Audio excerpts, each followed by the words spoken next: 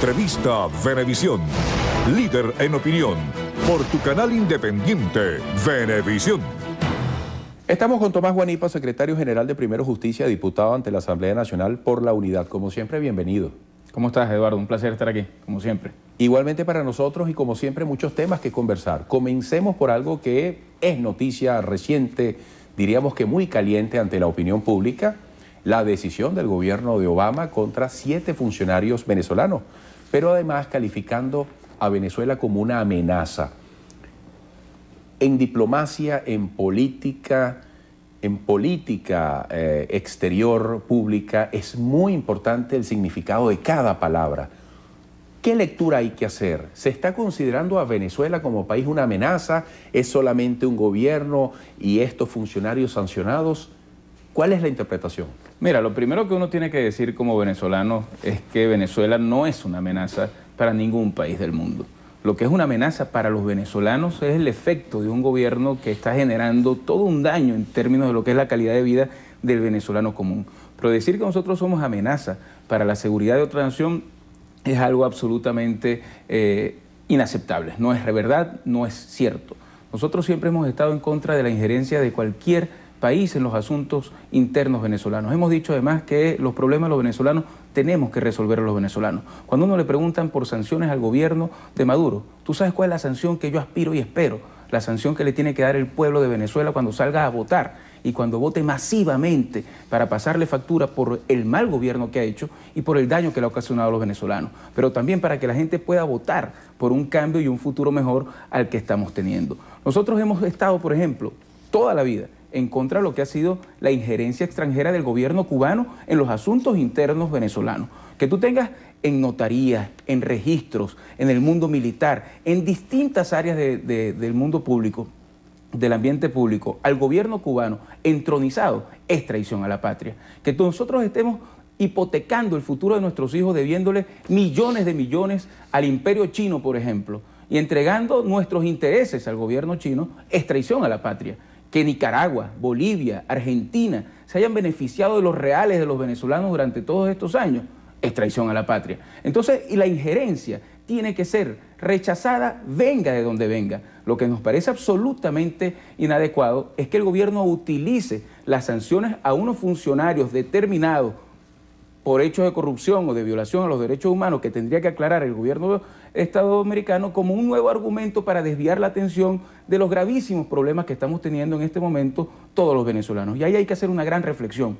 Para el gobierno nacional, lo mejor que le puede pasar es volver a generar una confrontación internacional como la ha tenido con Colombia, como la ha tenido con España, como la ha tenido con tantos países durante estos 16 años. ¿Esto es un pote de humo, como lo ha declarado Enrique Capriles? Mira, no tengo la menor duda que para el gobierno es el argumento perfecto para que en Venezuela se deje de hablar de la crisis económica, que es el enemigo más grande que tiene este gobierno, porque son ellos quienes han generado esa crisis y son los enemigos principales de la calidad de vida de los venezolanos. Y dedicar todo el tiempo, como lo hizo ayer Nicolás Maduro, a hablar sobre el tema de los Estados Unidos. Y por eso nosotros tenemos que decirle a todos los gobiernos que nos permitan a los venezolanos resolver nuestros problemas y a los organismos multilaterales de los que formamos parte, donde hemos dicho que todos los gobiernos deben ser amigos del pueblo, no cómplices de los gobiernos de turno, pedirles que nos ayuden para que podamos tener un proceso electoral que se pueda desarrollar en paz, donde se pueda garantizar el equilibrio, donde haya equidad, donde haya transparencia y donde los venezolanos con el voto podamos definir el futuro que nosotros queremos en el proceso electoral de la Asamblea Nacional. Ahora, Guanipa, para hoy está prevista la solicitud, así lo anunciaba ayer el propio presidente Maduro, de una ley habilitante antiimperialista. Usted es diputado. Ahora, ¿cómo poner cada cosa en su lugar?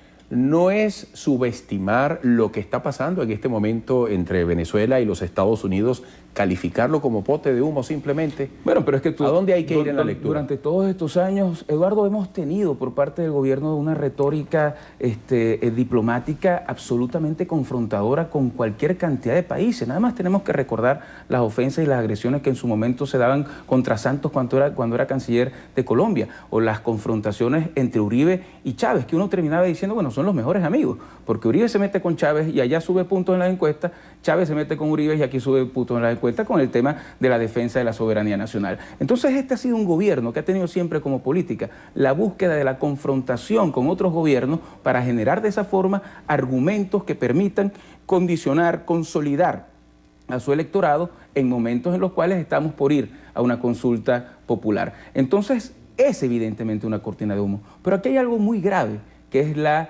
generación de una nueva ley habilitante para darle poderes absolutos a Nicolás Maduro, que por Dios, esa sí es verdad que es una amenaza para los venezolanos, porque mira lo que pasó con la otra ley habilitante, el desastre económico que generó esa ley. ¿Para qué han servido las leyes habilitantes? La última que solicitó el presidente Chávez fue para atender el drama de lo que estaba ocurriendo en Vargas. Y recordemos que ahí hubo reformas militares, reformas económicas, reformas políticas, y ninguna tuvo que ver con los damnificados de Vargas. Luego, el presidente actual pide una ley habilitante para atender el tema de la corrupción. Y resulta que hoy somos noticias en el mundo por los niveles de corrupción a los que ha llegado este gobierno. Se entera uno por bancos suizos y por bancos de otras partes donde hay cantidades de dinero que están en manos de quienes han manejado la cosa pública en Venezuela. Y ni una sola investigación se ha hecho. No sirvió de nada esa ley, pero sí sirvió para darle más poder al gobierno y para tener argumentos para poder reprimir a quienes pensamos distinto. Entonces esta nueva ley, llamada antiimperialista, no es otra cosa que la intención de Nicolás Maduro de volver a tener todo el poder en sus manos. Y eso es un grave riesgo para los venezolanos comunes, a los que los han puesto a hacer colas para conseguir alimentos. En el gobierno de Maduro, durante 2 años, hemos tenido una inflación que llega a ser del 252%. La gente no consigue los alimentos, la gente no consigue medicina, la gente ve cómo los hospitales quedan cerrados técnicamente porque no hay insumos para atenderlos. Y mientras la gente está viendo que ese drama cotidiano todos los días empeora, el gobierno lo único que habla es del gobierno americano, del conflicto que puede haber con ellos, de cómo defender a la patria. ¿Y quién habla de cómo defender al pueblo venezolano? Al humilde que perdió un hijo producto de la violencia y que ve que este gobierno no le resuelve el problema de la seguridad. A la madre que no consigue medicinas para que su hijo deje de convulsionar, al padre que no consigue empleo para poder mantener a sus hijos, a la madre de 8 meses que hace cola para poder comprar pañales cuando debería estar de reposo por orden médica, que lo hemos visto en varias partes del país. ¿Quién los defiende a ellos? ¿Cuándo van a tener ellos un gobierno que se preocupe por sus problemas?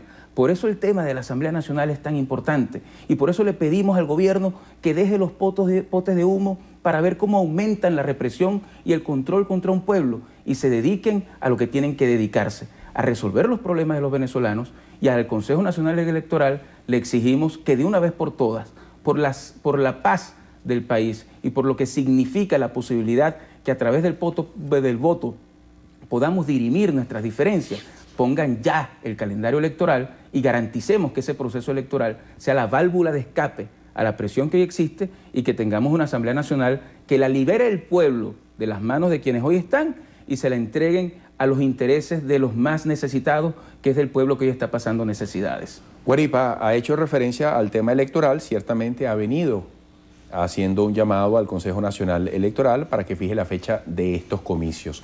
A lo interno de la MUD, ¿cómo sigue, digamos, cuajando esta determinación de las primarias en 38 circunscripciones y el resto por consenso? Porque ha habido pronunciamientos disidentes en ese sentido, gente que quería que también en su lugar se hicieran las primarias.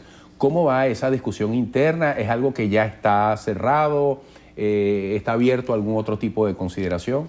Mira, yo creo que es una gran noticia que con respecto a lo que ocurrió en el año 2010 hayamos aumentado en más de 100% los sitios donde vamos a hacer primarias. Prácticamente en casi todos los estados del país habrá elecciones primarias donde antes ha sido muy difícil ponernos de acuerdo. Y hemos avanzado muchísimo en la posibilidad de llegar a acuerdos y consensos en los sitios donde hay liderazgos muy consolidados o hay fuerzas sociales, políticas que tienen importancia para poder ganar un proceso electoral. En los acuerdos tú permites que quien menos tiene espacio electoral pueda verse representado. Los acuerdos te permiten que la pluralidad de la unidad pueda ser garantía de estar dentro de lo que será la orquesta de diputados que vamos a presentar al país. Pero también las primarias permiten consultar al pueblo.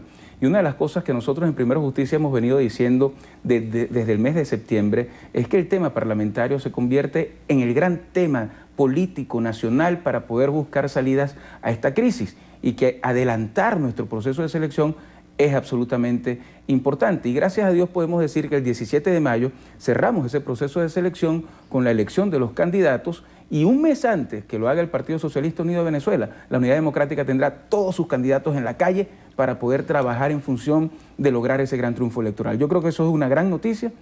Yo creo que al final todos los que creemos en el cambio en Venezuela tenemos que abocarnos a que la Asamblea Nacional sea el centro bajo el cual durante esa elección el pueblo de Venezuela no solamente pase factura al gobierno, sino que mire con esperanza la posibilidad de tener una Asamblea Nacional que controle la corrupción, que evite la regaladera de dinero, que pueda ponerle un parado al modelo económico nefasto que hoy estamos teniendo y que pueda abrir las puertas al futuro de Venezuela. Guaripa, no quiero cerrar esta conversación sin tocar UNASUR. Vino una delegación, hicieron un pronunciamiento, rechazan cualquier tipo de intento de desestabilización del gobierno democrático presidido por Nicolás Maduro. Se ha ofrecido UNASUR incluso para ayudar o apuntalar los esfuerzos de abastecimiento o disponibilidad de alimentos en el país.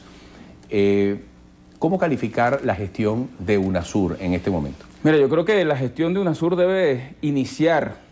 Yo creo que todavía no ha iniciado formalmente en términos de poder lograr la convivencia entre los venezolanos y la búsqueda del fortalecimiento de los valores democráticos y de la democracia en Venezuela, en un país donde las instituciones no son independientes, como lo dijo el señor Samper. Más bien quien ha generado toda suerte de desestabilización en el país, una cosa que es absolutamente incoherente, es el mismo gobierno que todos los días inventa una olla distinta, un magnicidio, un golpe de Estado, y mantiene en zozobra al pueblo venezolano, que por cierto lo somete a larguísimas colas y a un estado de absoluta indefensión frente al gobierno nacional. Nosotros pedimos a UNASUR y lo hemos exigido que ayuden a que en Venezuela podamos llegar a un proceso electoral, insisto, con condiciones electorales equilibradas, con transparencia electoral, donde la gente pueda sentir que el voto no solamente es un mecanismo para recobrar la dignidad, sino también un mecanismo para lograr los cambios, y ojalá UNASUR cumpla un papel de mediador dentro de esta polarización lamentable que el gobierno ha promovido,